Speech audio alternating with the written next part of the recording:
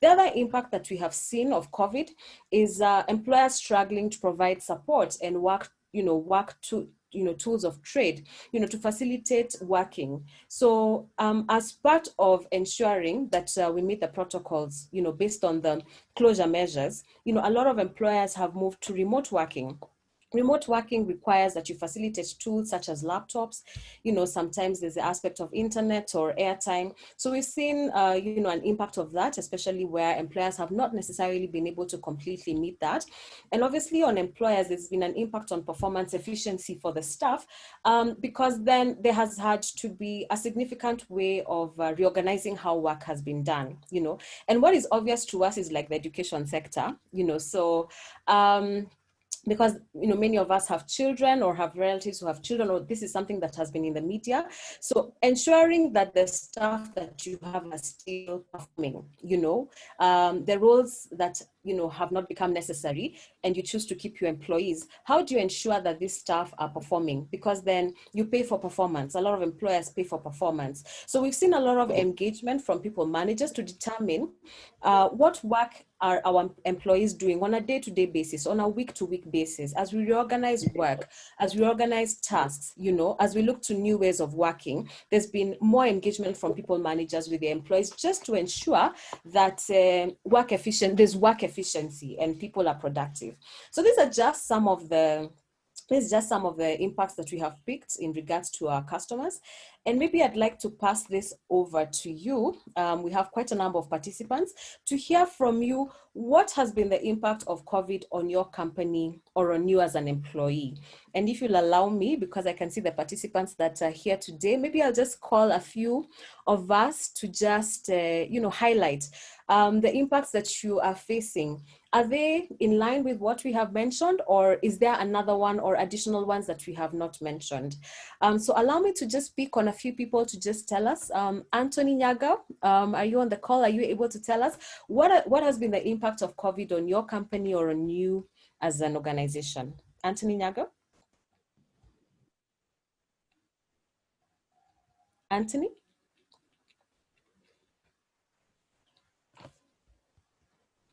All right, as Anthony is preparing himself, maybe Agnes, I can see your video is on. Thank you so much for that. What has been the impact of COVID on your company or on you as an individual employee? Agnes? Thank you, Julie. On company, we have low sales.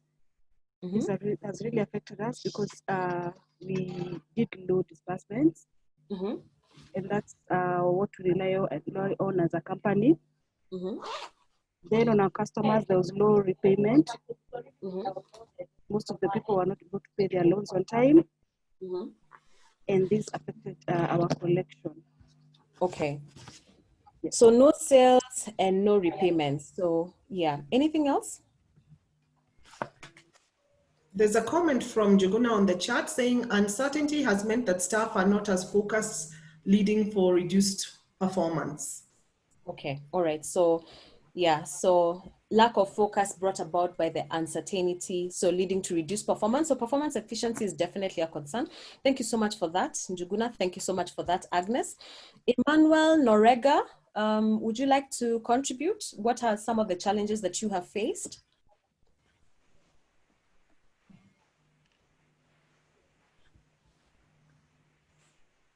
Emmanuel Norega?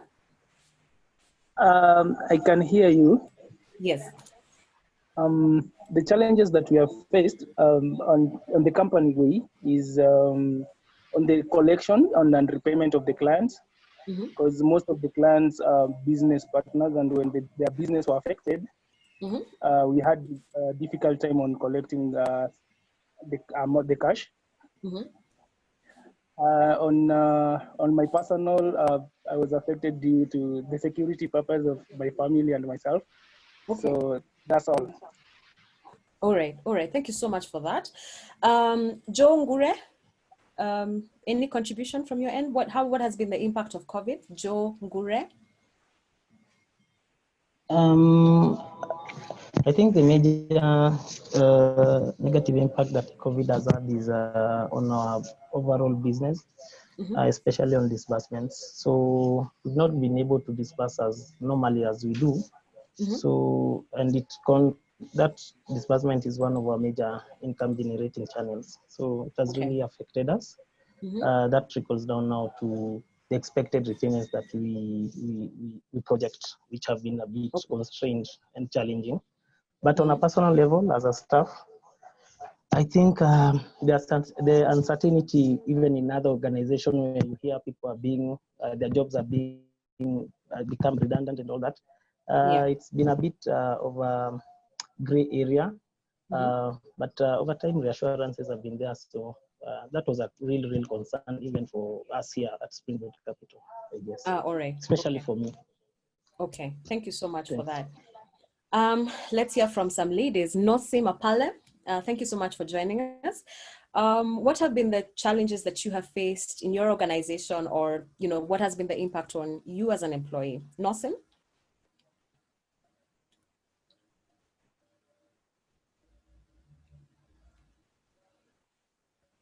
All right, as Nosim is, preparing herself maybe to contribute. Rose Karaoke, any contribution from your end?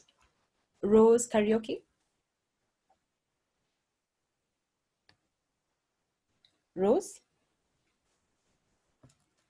Rose, we can't hear you, but we can see that you're on unmute.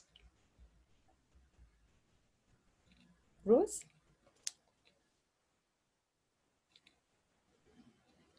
All right, let's just move to maybe just two more ladies and then we continue. Catherine Nyandieka.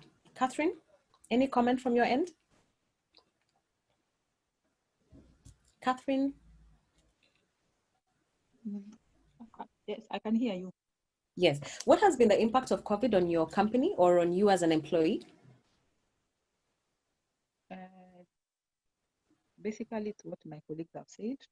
Low client turnout, and then there was low repayment of loans, and then on an individual, an issue of fear of contracting of that COVID-19, and also infecting maybe my colleagues and maybe family members.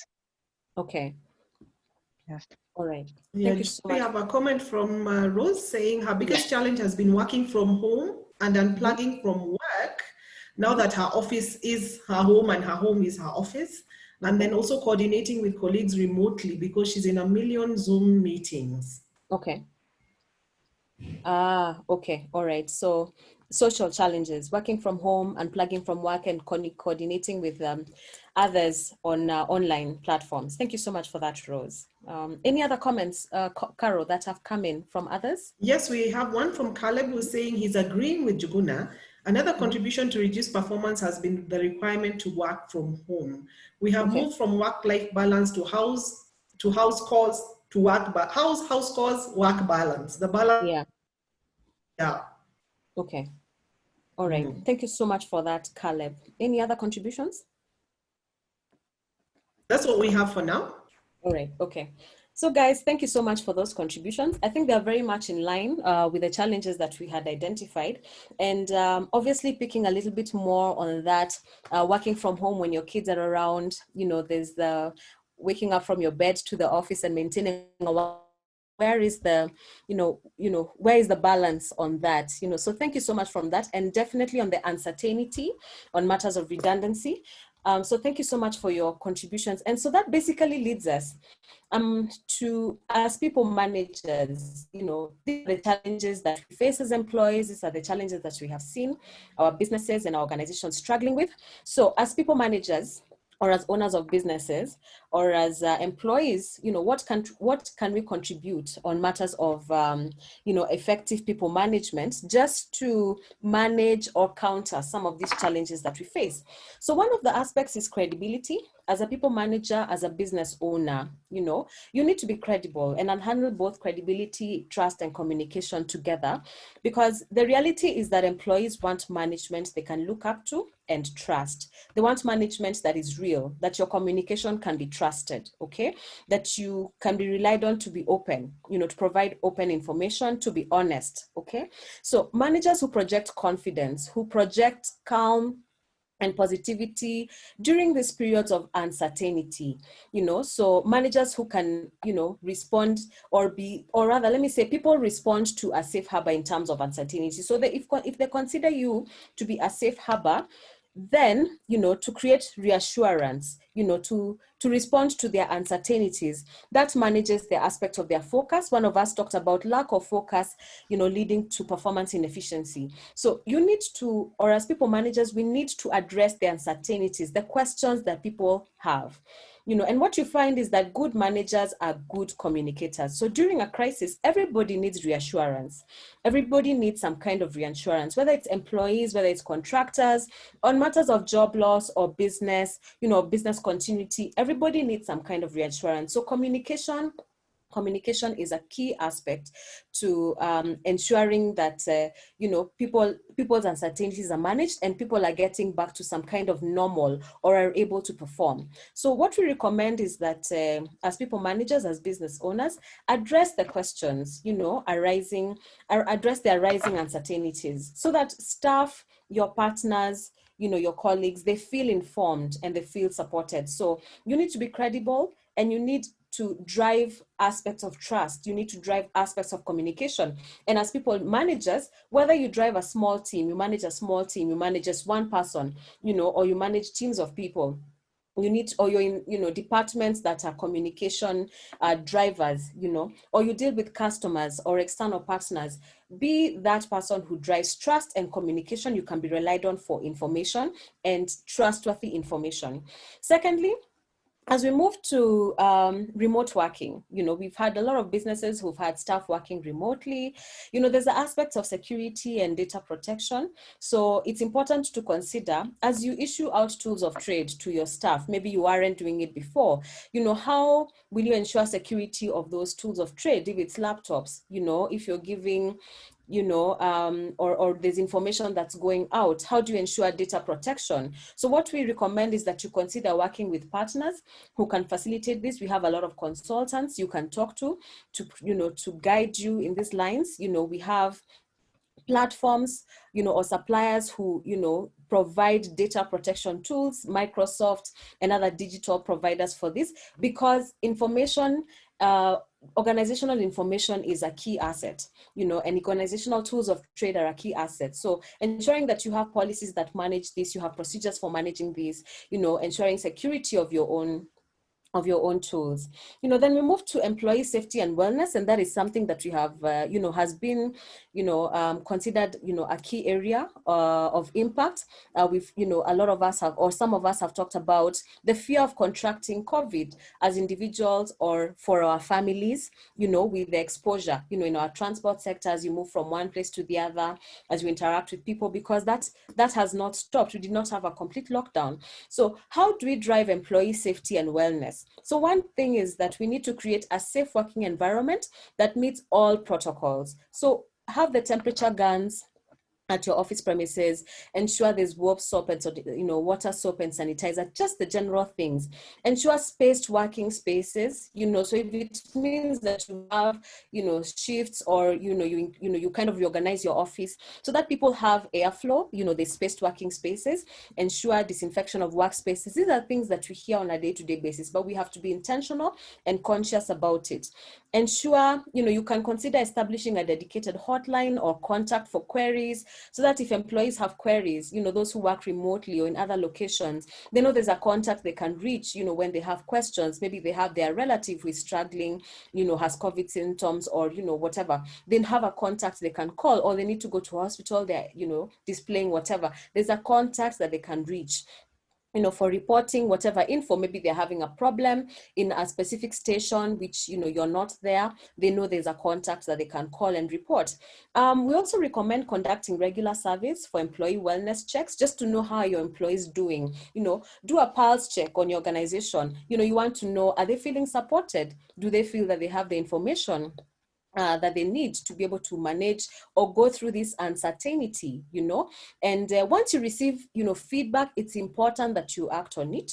And what you're not acting on, it's important that you communicate why you're not acting on it, so that people are not waiting for action and it's not happening. You could facilitate seminars like what we have in your own organization, webinars, with relevant health professionals to kind of unfold information or talk about, issues of uncertainty and provide clarification, provide information to address questions. It's also important basically to keep in touch with your employees, based on the survey information that you receive, or just do, regular check-ins with your staff. Keep in touch with employees. Those who are suspected to have COVID, call them up. Those who have relatives who have had COVID, call them up, find out how they're doing. Those ones who've contracted it, call them up. Just keep in touch with your employees, even for those who do not have it. It's important to keep in touch with them. Consider financial and psychological support for employees impacted. You could consider that through insurance. Does insurance cater for those costs to minimize the uncertainty? Is there a fund in case the insurance doesn't cover for it? Because the employees will be wondering, what will I be able to afford? Can I even afford a test? And for those who are impacted, we have teams, for example, who have been on commission. Now, with a reduction in business, some of us have talked about reduced sales, non-repayments. So with reductions of those, we have teams who are impacted financially. So like teams who have reduced commissions. Is it possible for the organization to set up a fund, for example, to cater for those during a period of time, just kind of chip in, because, there's a certain minimum amount that staff have been going with if the organization is able to afford. We've also talked about fear of contracting COVID, the uncertainties. So in this regard, of employee safety and wellness, consider initiating measures to support employees' physical and emotional well-being. People are working from home. Some of us have talked about working from home. There are challenges of working from home that are affecting our emotional well-being. Working with children, not moving around, that kind of thing, maybe reduced income, so consider providing support in that regard, whether it's counselors or, other measures to address these, and you could brainstorm as an organization and see what measures to take. So at the end of the day, it's just looking at what is impacting our employees, get that feedback, and then now action it. So when you talk about innovation, just moving on to the next point, moving on as we get back to a new kind of normal, if you like, consider innovative ways of business continuity, because right now business is not as it was. Okay, so a couple of months down the line, there's been a significant shift. So what innovative ways of business could you consider? So is it aspects of digitization now that you've, that would help you become more flexible in the new way of working?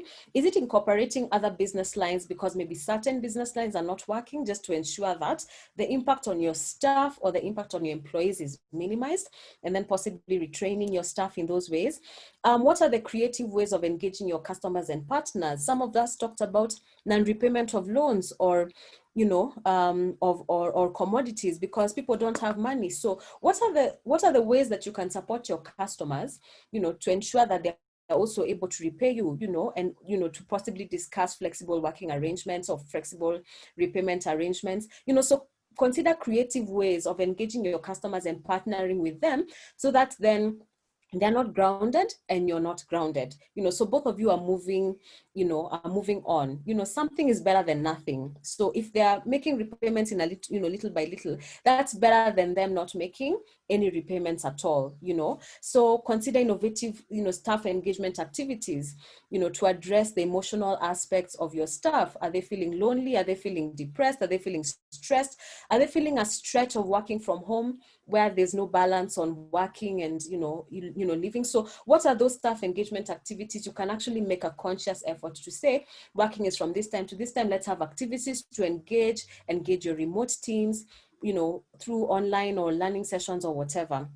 Additionally, consider collaborative tools for performance tracking, because one of the things that we mentioned, one of the challenges that we mentioned is performance inefficiencies. So how do you as a people manager ensure that you know what your people are doing at whatever point in time?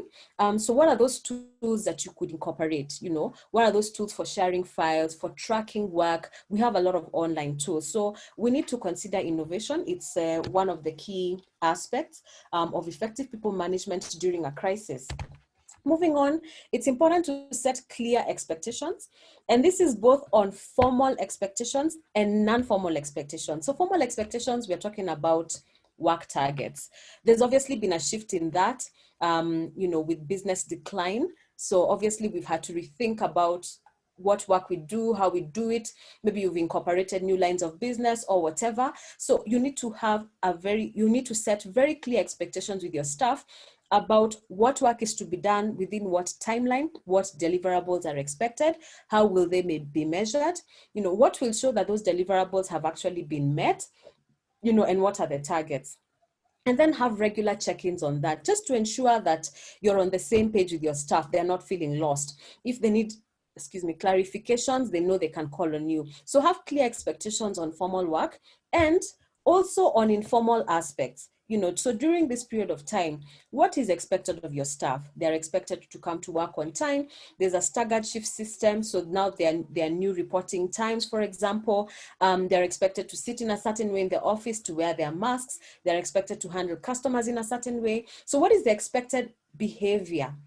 The expected desired behavior, and what are the expected everyday actions from your staff? So both for formal work and for informal behavior, it's important to have clear expectation. So this just boils down to communication, and communication. All right.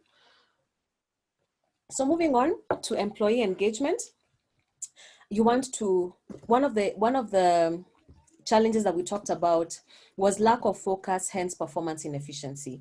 So when employees are not focused, that means their minds are not here, and maybe they're having an engagement issue, or uncertainty just does bring unrest. So you want to ensure your employees are engaged. You've addressed, you're communicating with them, they're feeling supported, but how do you ensure that they're together with you, that you're pulling together, you're pulling in the same direction with the same energy? So some of these things to restore predictability, some kind of predictability in uncertain times, that would be important. It's important to keep people connected. Yeah, so these check-ins that we are talking about with the employees are extremely important. Keep people connected. Okay, so beyond calls, beyond checking in on your staff, organize various activities. You can have regular, team check-ins. And remember, as a manager, you can do that for your team. And if you're a manager of people managers, you can ensure that your teams are, running those for their teams. All right. Bonding sessions, whether online, we've had a lot of customers running bonding sessions for their teams, and that has had a significant impact. Providing regular updates, because that also keeps people connected, it keeps people informed, and ensuring a continuous feedback system, so getting feedback from your staff during the check-ins and then acting on that feedback. All right.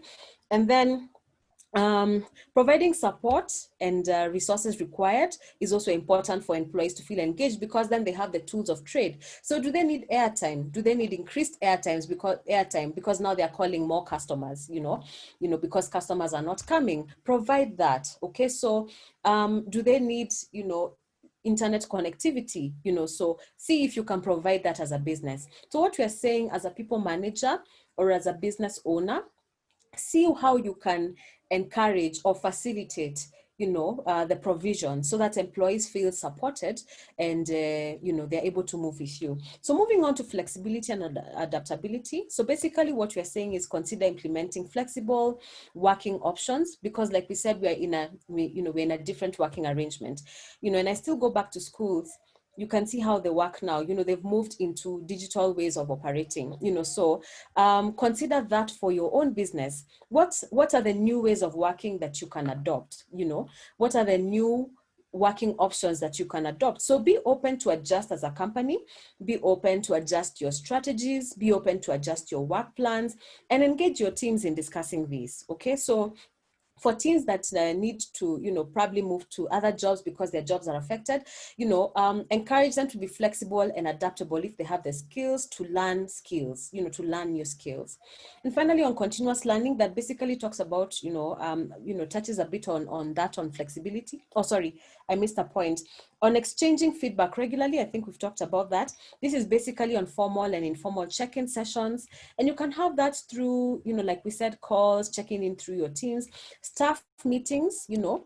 One of us talked about having so many Zoom meetings. Obviously, there needs to be a balance on that, but just ensure that you're having, regular check-ins, staff meetings, one-on-one sessions, etc. And on continuous learning, encourage knowledge sharing, all right? Encourage knowledge sharing of your teams. There are various online learning platforms that your teams can utilize, okay? So that they're continuously learning. And this will be for future adaptability. We didn't expect ourselves to find ourselves in this.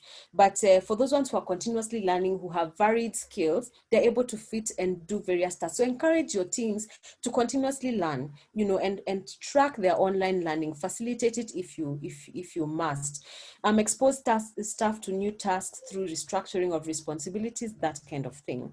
And so these are just some of the considerations that we thought are important to make to facilitate effective people management during this time of uncertainty, especially during this time of COVID. And just moving on to that, in support of that, or in addition to that, it's important that we make workplace considerations, right? On aspects of safety of the work environments. Ensure that your workplace is safe, so that your staff are not uncertain about the place of work that they're coming to. Ensure that it meets all the protocols as we have talked about. Yeah. Take a look or review the policies that need to be reviewed during this time. So is it leave?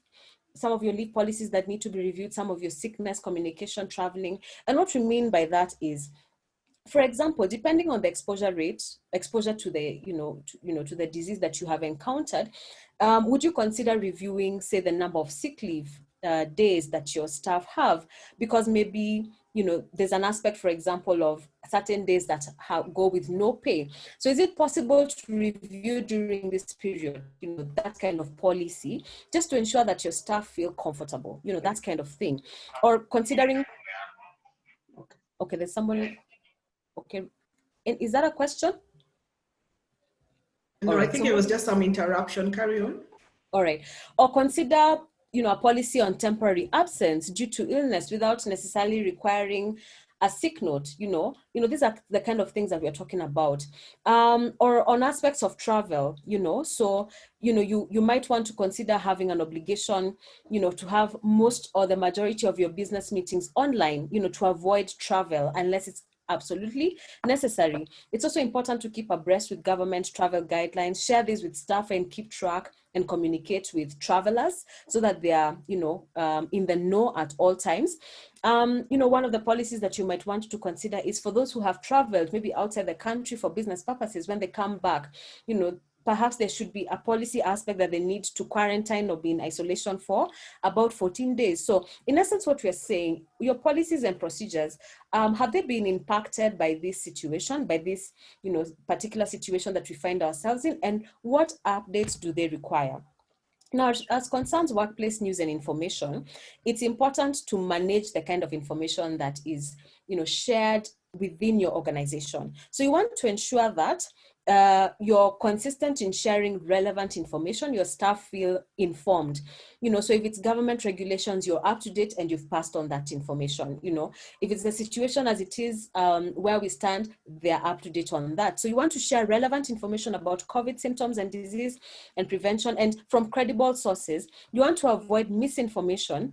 So what we recommend is you consider an internal news channel, of whatever sort run internally, where you provide regular updates so that your staff are well informed, and where they are uncertain, they can ask. Remember, we talked about, a contact number or a hotline. They can ask, they can pass that or through the people manager. And finally, on workforce strategies, we talked about being open your strategies or to change your work plans to respond to the situation as it is. This should be a moving target. Much as we say you have strategies and work plans for a period of time, but when they are significantly impacted by the kind of situation that we find ourselves in, for example, you might want to consider that. And as you consider those changes or, making adaptations or, amendments to that, it's important that whatever you amend, you also communicate to your staff so that they're in the know. So communicate in the event of, for example, a change of strategy. Maybe your targets have changed. You need to communicate that to your staff. Maybe, your business operations have changed. You've done a reorganization. You've closed certain lines of operation. It's important to communicate that. Additionally, it's important to consider temporary solutions for this temporary situation, because this situation is temporary. It will end at some point. So you might not want to have permanent solutions for this temporary situation in as much as possible. And in as far as livelihoods are concerned, in as far as your employees are concerned. So even when it comes to cutting costs, consider temporary measures as opposed to long-term measures. So, for example, as opposed to, completely, doing a redundancy or, doing away with your staff, consider aspects of unpaid leave, because the crisis will pass, temporary staff reduction just for a period of time. And in as much as possible, involve your staff where possible in formulating their solutions or in contributing to the business continuity plan as a moving target to address the aspects of the business that are affected. Okay, so that's basically that on workplace strategies. And I'd like to just bring up this quote by this gentleman. He's the UN Secretary General. This is, we are all working towards getting a solution to this. So he says the world of work cannot and should not look the same after this crisis. It is time for a coordinated global, regional, and national effort to create decent work for all as a foundation of a green, inclusive, and resilient recovery. So what we mean by this, as people managers, as business owners, it's important that we provide support for workers that are at risk to avoid job loss and income decline. So we've talked about aspects of retraining for other internal jobs and provision of a fund, for example, for affected jobs or to reduce commissions or just to cater for insurance costs. So these are at-risk workers. What support can we provide? Ensuring safety of workers by ensuring workplaces are safe, and also facilitating adaptation of new and innovative ways of working, all right, for business resilience. So we talk about flexi working or remote working or whatever adaptation that you can come up with or innovative way, just to ensure your business is resilient and you're able to keep your people, because these jobs affect livelihoods, all right? And the reality is that SMEs, and I think a lot of us fall in that, we're the engine of the global economy. We are the engine of our Kenyan economy. And the reality is that many may not recover if we do not take, steps to ensure, our businesses kind of, keep afloat to some extent, and we're able to retain and, facilitate livelihoods of our employees, all right? And the other reality is that many of those who have lost jobs and livelihoods may not be able to re-enter the labor market anytime soon. So it's important as business owners and as people managers, in as far as we can, to kind of just create, or rather, take up these considerations just to minimize the effects that we face today. And with that, are there any questions? We are happy to answer. All right, thank you very much, Julie. You have told us many interesting things about ourselves as individuals, as corporates, as people who manage other people, as the people themselves in the workplace, and what we can do to somehow cope within this. I don't know whether we should call it new normal, really, because we are looking forward to going back to the old normal. And there's talk of things normalizing. So normal has taken on different dimensions. So we have about 10 minutes or so for questions and answers. We encourage questions on the chat, or you can unmute and ask, or just raise your hand with a raise hand button and ask. And so this is the opportunity for us to ask questions. Kindly go ahead. Maybe I can pose a question, Julie. One of the challenges we've had is that we are used to a very robust marketing system. We go out into the market, we meet our customers, we talk to them at a personal level, because where financial services are concerned, it's a very personal discussion. And we've had to stop that. And so we are struggling with how do we connect with our customers when we can't meet them. So that has been a real struggle for us. So this adapting to change has brought about a new way of doing things, and we are struggling with it a little bit. Any comments on that? Thanks for that, Carol. Well, in as far as possible, I think thankfully our country and our government has encouraged us to retain as much normal as we possibly could. And I believe that's one of the reasons why we didn't go into a complete lockdown, just to ensure that whatever it is that we're able to do, we're able to do. You know, if you go to CBD, for example, while there has been a reduction, you know, at some point there was quite a bit of reduction in inflow. You know, it was a bit empty. But as we continue with the days, as we continue on, you find that a lot of businesses have kind of gone back, you know, and are kind of trying to, you know, get back into a new normal, as you say, Carol. And so in as far as possible, whatever it is that you're able to do as a business, you know, you've sat down and you've brainstormed, and maybe you've not, you know, based on the kind of services or the products that you've offered, maybe you've not come across any other ways of engaging with your customers, you know. Is it possible to get back to some kind of new normal within your old way of working? You know, so if it was visiting customers at their business premises, as long as you're maintaining the protocols, you know, doing whatever it is that you can. So wear your mask, sanitize, carry your sanitizer, you know, maintain social distances as you talk to them, you know, call them on phone even before you visit, you know, if the calls are not working. So doing whatever it is that you can. So if a physical meeting is required, you know, do that, you know, but within, you know, taking considerations that are required, you know, just to maintain protocols for your own safety and for the customer safety, and also to ensure customers' comfort, because as a customer, I might not want you to come to my premises because I just don't want to meet people. But if they're comfortable, you know, and you find that many of them are, then do that. If not, I think I would say engage your team, you know, what are those ways that we can see? And if one way doesn't work, what are the other ways that we can, you know, so engage your team, because you find that we hire very capable people. When we hire people for jobs, they're very capable and they have the solutions at hand, you know, given a chance. So engage your teams in those solutions, be flexible, you know, to take on some of those solutions. But definitely we have to be a bit more aggressive, I think, in the way we engage customers. But just back to my point, if you're able to maintain a kind of normal, you know, because then our government has allowed us to do that, then do that, of course, with additional ways. I hope that answers your question.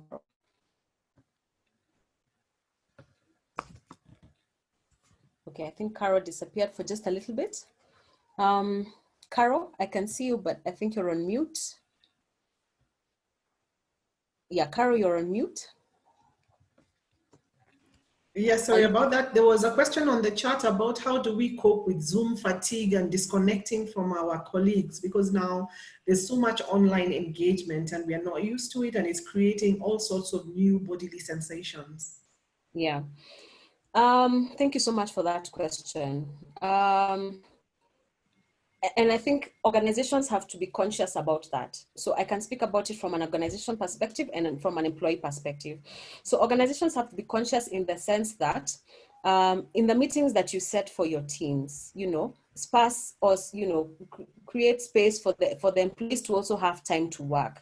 And it's true. There's this joke. It's actually a cartoon. Is it a cartoon?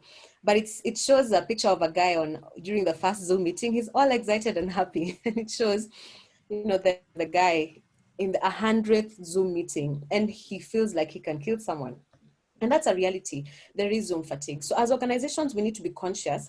Set your meetings, say, between 9 and 11, you know, and have those, you know, and have them as short as possible. So if you're running a team, you want to have as fewer meetings as possible for your team, but the regular check-ins do not necessarily mean longer check-ins, okay?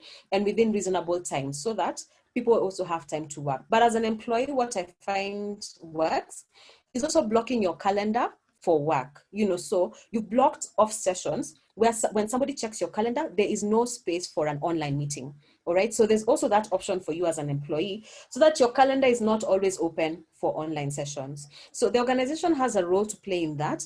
And if as an employee you're feeling fatigued, there are too many online sessions, have a chat with your manager and just say, this is not working for me for reasons that I'm not able to find time to work. Remember, I'm working from home. And so I have my children around, or even at the office. There are too many meetings, so have a chat with them to see how those can be spaced. But also take the step and the initiative to block your calendar and say from 2 to 4 every Wednesday, no one can find me. Or from 4 to 6 every day, no one can find me. That is the time, that I now spend with my children, or that I'm in traffic, that kind of thing. Or up to 9, nobody can find me because of, as long as your organization doesn't have times within those ones, you should be able to set up, or rather you can have a contribution to your own calendar setting. So block off times in advance so that when people try to book in, then they're not able to get space unless they ask you and you say, yeah, let me spare a slot for you. So those are the two, considerations I would give Carol. All right, you're talking about boundaries, setting boundaries, and you're also talking about being able to communicate effectively when drowning in excess online fatigue. There's one last question we can take. Juguna is saying, with reduced sales, how can an organization or an enterprise or a business meet the staff halfway, seeing that they might be struggling to stay afloat as a company and the staff are also struggling financially? Where is the balance? Where is the balance? And that's a good question. Because the reality is that businesses are also struggling. They may want to keep their workforce, they may want to, maintain everybody, but the reality is it's not practical. So I think it also goes back to, as businesses, do we have, have we saved enough for times of resilience? And I think that's a lesson. We always encourage, for example, as individuals, that make sure you have a kitty that can take you 6 months or so, or at least to a year, in case you're hit by a crisis, so I think that lesson should also be back to businesses. Do we have as a business a kitty that can take us, that business can still continue for 6 months to a year, nothing changing, if we are hit by a crisis. So that's one. But anyway, now we find ourselves in this situation. The reality is that there needs to be a balance, and whether we want it or not, I think when it comes to people, you want to look at people as the last possible option, So one thing is that maybe do an assessment of which are the critical roles that definitely need to stay in this business and we cannot do without, because the reality is with the shifts in business, there are certain roles that have become almost unnecessary for the medium to long term, or for the short to medium term, if you like. So as a business, you need to make that assessment and determination. Have a clear chart on which staff are critical, which ones are not, and what are the options for the staff, because like I said, it does impact livelihoods beyond that staff. There's their families and there are other associations. What are the temporary solutions you can take? You could send them on unpaid leave if the business is not able to, and that also points back to the assessment that you have done. What is the recovery plan that you see? Do you see yourselves recovering within 3 months, within 6 months, how soon do you see yourselves recovering? And so what temporary measures can you take for your staff in that regard? So, because of reduced finances, maybe you're not able to support, all the salaries and everything, and you want to have extended periods of time with them, for example, because you can see yourselves recovering. What are the temporary measures? Maybe unpaid leave, maybe temporary reduction of staff, maybe contracts up for just some time until you get back on track. So what temporary measures can you take? So, but it begins from you as a business taking, an assessment on yourselves. Yeah. Carol, I hope I've answered that, to a small extent. Yes, absolutely. We've heard your consistent message all through about how important people are and how that is the last thing we should try and get rid of or affect negatively or drastically, and that we should not make permanent decisions on temporary. We should not make permanent decisions based on temporary situations. And so we hear that loud and clear. So before we ask you for your parting shot, we will run a small poll. Those on the call, please respond to this poll shortly, and then we can take it up from there. The poll is on your screens. How would you describe the last 1 month? How would you describe the last 1 month? Respond. How you have found the last 1 month. How has been your month? Has it been fun? Has it been hard? Has it been intense? Has it been fulfilling? Has it been challenging? Have you had to be creative, more creative than you usually would have had to? What has been your last 1 month? We have another 10 seconds to go.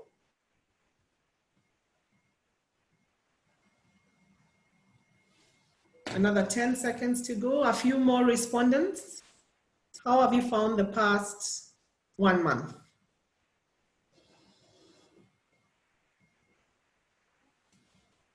Okay.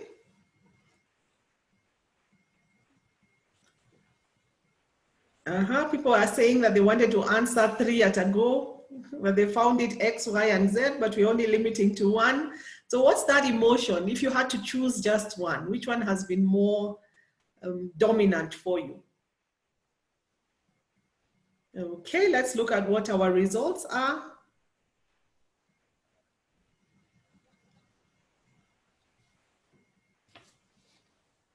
Okay, those are our results. Challenging is what the last 1 month has been for most of us, closely followed by intense. So it's been a very challenging and intense season. Some people have found the season hard. Others have had to create and be more creative than normal, and others have found it fulfilling. But surprisingly, nobody has found it fun.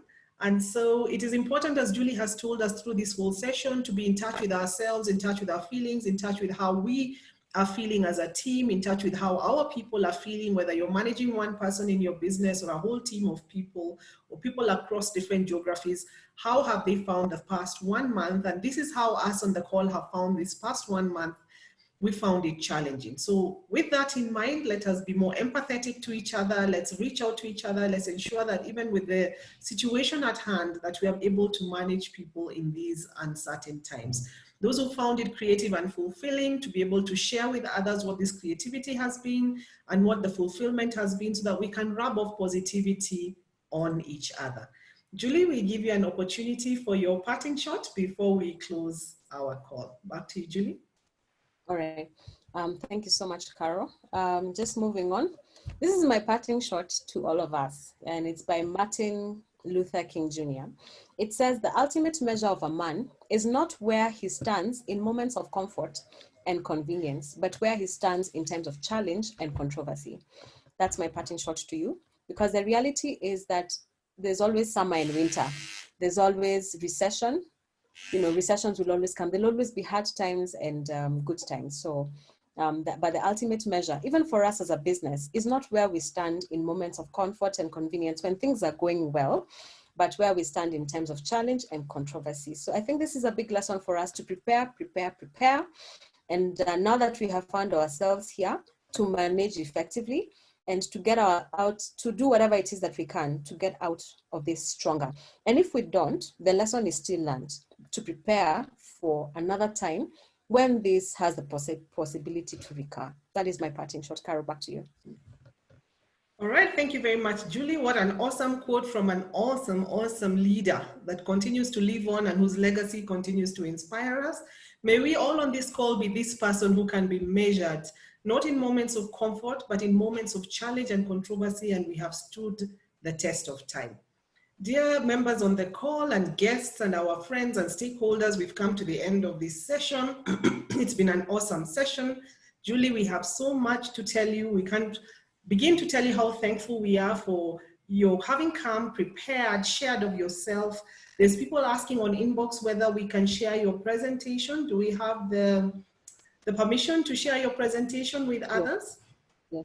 All right, so thank you for that. We will share this with our members and guests. We have a webinar every last Friday of the month, so please log on. The next one will be about the customer, the most important person in our businesses at the end of October. So please do log on. We also have a newsletter. Please write to info@springboardcapital.co.ke so that we can also share with you such important information as this that we continue to share with our customers. So we'd like to call this webinar to a close. Thank you so much for coming. Thank you for spending your lunchtime with us. It has been a very value-adding 1 hour. Instead of eating lunch, we have come to eat and drink from the fountain of knowledge about managing people in uncertain times.